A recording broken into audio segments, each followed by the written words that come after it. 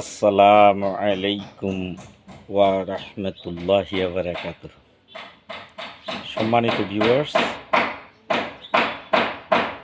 আমার হিতাকাঙ্ক্ষী বাংলাদেশের শান্তিপ্রিয় আপামর জনগণ, যারা আমাকে ফলো করছেন, আমাকে দেখছেন, আমার সাথে শেয়ার করে আমাকে উৎসাহ দান করছেন, সকলকে আমার পক্ষ থেকে আন্তরিক অভিনন্দন ও শুভেচ্ছা। দীর্ঘ 4-5 দিন ব্যস্ততার কারণে আপনাদের সাথে অনেক কিছুই শেয়ার করা, কথা বলা এবং আমি শেখার জন্য আপনাদের সাথে সামাজিক যোগাযোগ মাধ্যমে থাকা হয়ে ওঠেনি। আজকে আবার হাজির হলাম, আল্লাহ সহায়। জনগণ ও বন্ধুবান্ধব আমার শক্তি, লক্ষ্য সৎ উদ্দেশ্য আমার পাথেয়। এই সুবাদে আজকে আবার শুরু করতে যাচ্ছি যুগ উপযোগী রাজনৈতিক আলোচনা, যেটা আমার এই মনের মধ্যে উদিত হয়, তা আপনাদের সাথে গিভ অ্যান্ড টেকের মাধ্যমে আরও শক্তপোক্ত করার মন মানসিকতা নিয়ে। তো সম্মানিত সুধী, আমরা বিগত দিনে আপনাদের সাথে আলোচনা করেছি, কথা বলেছি। আমার একই রকমের কথা, সাদামাটা, সহজ সরল। রাজনীতি মানে রাজার নীতি। এই নীতি কোনো বাণিজ্য নীতি নয়।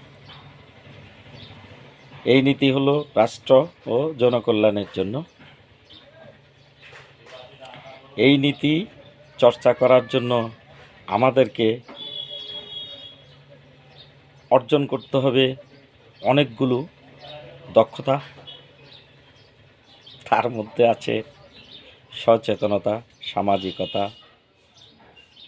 ভূখণ্ড সম্পর্কে ধারণা, জলবায়ু সম্পর্কে ধারণা, জনতার মন মানসিকতা সম্পর্কে ধারণা, এবং স্থানকাল পাত্রভেদে রাজনীতির রকম ফের, বিশ্ব ভূ রাজনীতি, ইত্যাদি ইত্যাদি ইত্যাদি ইত্যাদি। আজকে আমি নতুন একটা কন্টেন্ট তৈরি করছি, সেটা হলো রাজনীতি করার জন্য যে সকল উপাদান অত্যাবশ্যকীয়। বিভিন্ন দার্শনিক, বিভিন্ন রাষ্ট্রবিজ্ঞান, বিভিন্ন রাজনৈতিক বিদ্বান এটাকে বিভিন্নভাবে ব্যাখ্যা করেছে। আমার ব্যক্তিগত মতামত থেকে আমি যৎসামান্য আপনাদের সাথে আলোচনা করতেছি। আমরা জানি কোনো কিছু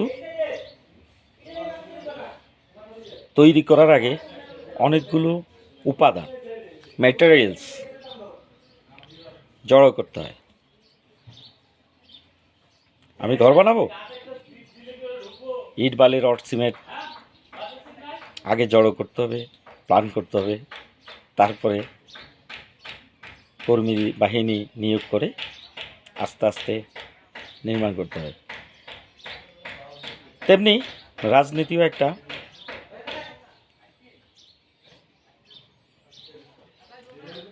গুরুত্বপূর্ণ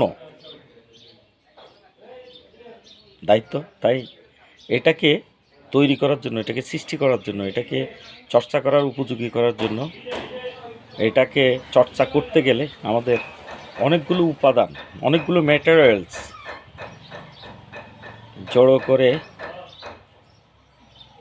আয়ত্ত করে, শিখে,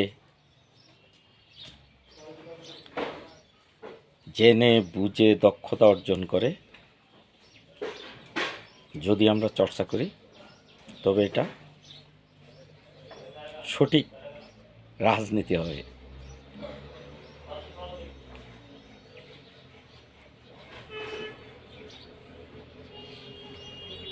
উপাদানগুলো যখন জড়ো হবে তখন তার মধ্যে একটা কেমিস্ট্রি হবে, সেই কেমিস্ট্রি সমন্বয়ে একটা রাজনীতি হবে, একটা নেতা তৈরি হবে, তবেই এটা সঠিক রাজনীতি হবে।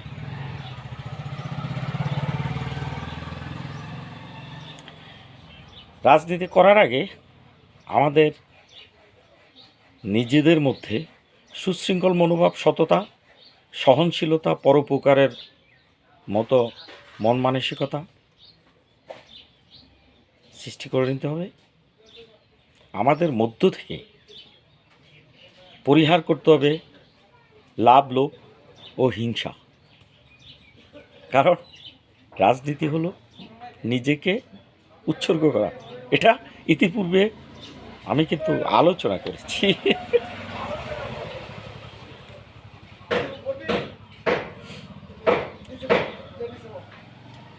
লাভ, লোভ, হিংসা পরিহার করে নিজেদের মধ্যে স্থিরবিন্যাস সৃষ্টি করার চিন্তা চেতনা তৈরি করে নিতে হবে। যার যে যোগ্যতা, যার যে অভিজ্ঞতা, দক্ষতা, তাকে সেই জায়গায় বসানোর মতো মন মানসিকতা প্রত্যেকটা রাজনীতিক নেতার মগজে থাকতে হবে। নয়তো বড় পদ আমি নেব, আমার যোগ্যতা নাই, এ ধরনের মন মানসিকতা থাকলে রাজনীতি বা একটা দল বা একটা সংগঠন সঠিকভাবে এগোবে না। ইতিপূর্বে বলা হয়েছে, কোদাল যার জায়গা তার, শ্রম যার অর্থ তার। সুতরাং যোগ্যতা, দক্ষতা যার, রাজনীতি তার। এ ধরনের মন মানসিকতা নিয়ে আমাদের স্থির বিন্যাস করা, আয়ত্ত করতে উপাদান হিসাবে এটাকে লালন করে, সংরক্ষণ করে, মেনে নিয়ে সৃষ্টি করতে হবে একটা সংঘবদ্ধ রাজনৈতিক দল।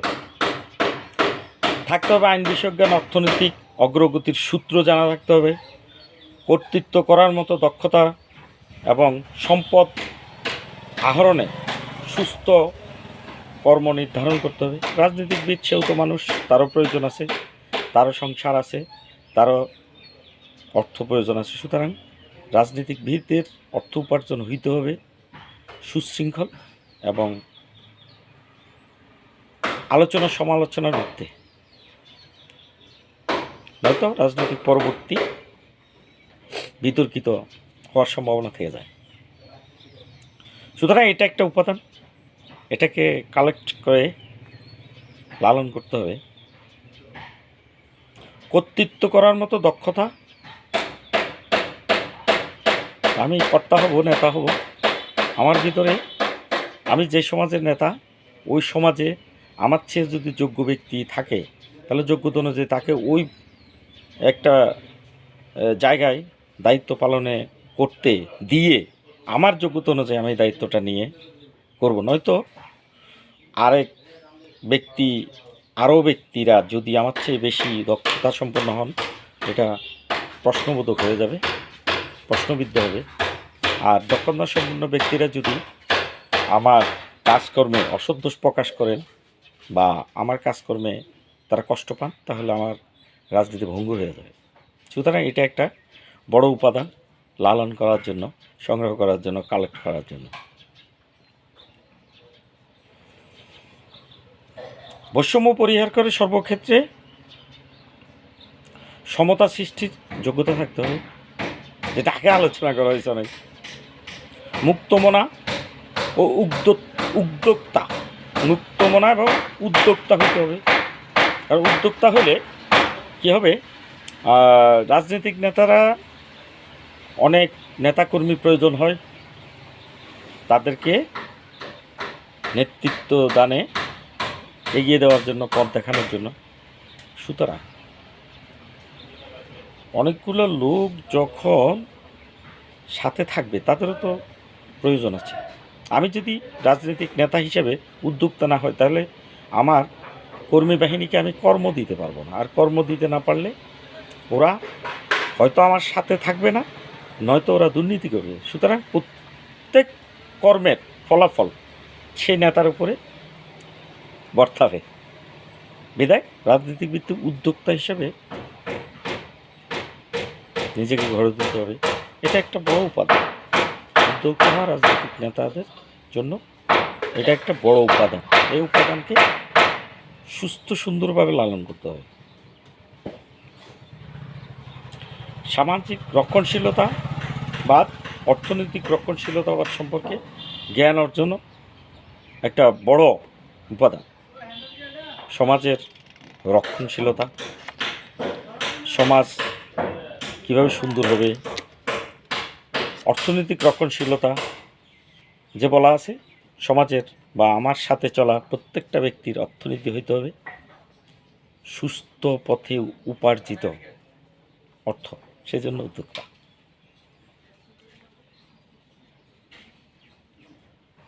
জ্ঞান থাকতে হবে রাজনৈতিক ঘটনা কেন ঘটে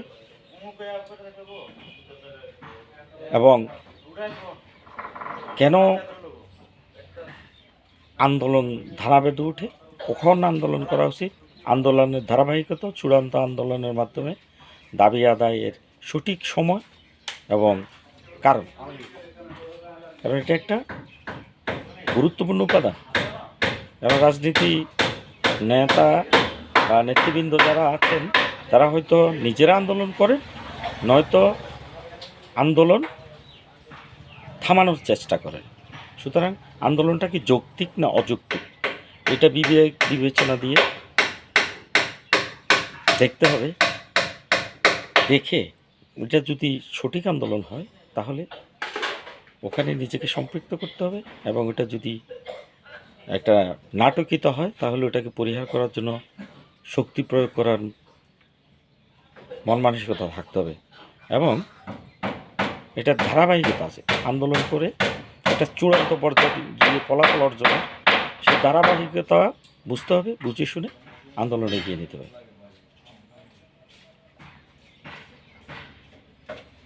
সরকার বা সরকারের মনোভাব সম্পর্কে ধারণা থাকতে হবে। ভোটার, জনজরিপ, দল, নেতাদের সম্পর্কেও যথেষ্ট জ্ঞান থাকা একান্ত আবশ্যক। অর্থাৎ সিনিয়র জুনিয়র এদের মনোভাব, মনের উদিত চাওয়া পাওয়া সব কিছু সম্পর্কে নেতৃবৃন্দকে অবগত থাকতে হবে। এটা একটা বড় উপাদান।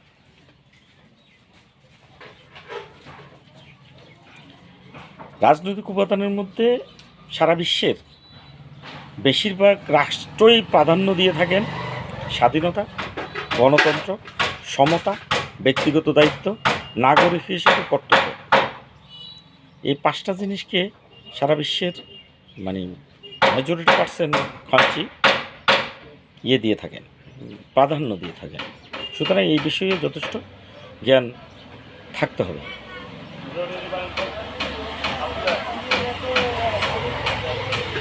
রাজনীতি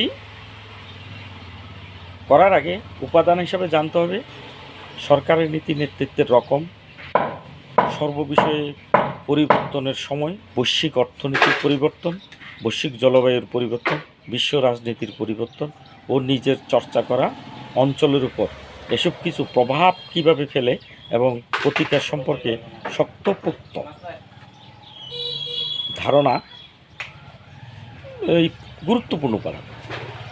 এই উপাদানগুলো জেনে বুঝে লালন করে নেওয়ায় প্রত্যেক রাজনীতিক নেতাদের একান্ত দায়িত্ব।